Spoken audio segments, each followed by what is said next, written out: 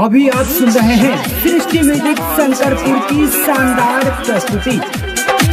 कमर कमानी बड़ा मस्त मस्त बा,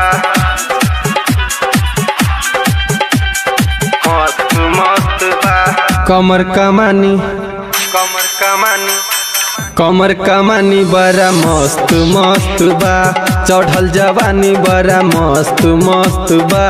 आँखी में काजल ओठ पे लाली, गलिया के चूमे कनवा के बाली, तन पे चोली बड़ा सख्त सख्त बा। कमर कमानी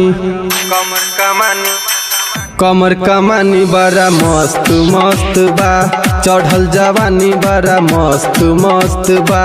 कमर कमानी बड़ा मस्त मस्त बा। अभी आप सुन रहे हैं सृष्टि म्यूजिक शंकरपुर की शानदार प्रस्तुति। कमर कमानी बड़ा मस्त मस्त बा, मस्त मस्त बा। भौआ धनोहियाई गठल बदनिया, देखी के मुहावा से चुअत पनिया, देखी के मुहावा से चुअत पनिया। भौआ धनोहियाई गठल बदनिया, देखी के मुहावा से चुअत पनिया। भौआ धनोहियाई गठल बदनिया, देखी के मुहावा से चुअत पनिया। जेकरा के देखऊ है मतलब परस्त बा। कमर कमानी कमर कमानी बड़ा मस्त मस्त बा, चढ़ल जवानी बड़ा मस्त मस्त बा। कमर कमानी बड़ा मस्त मस्त बा, मस्त मस्त बा।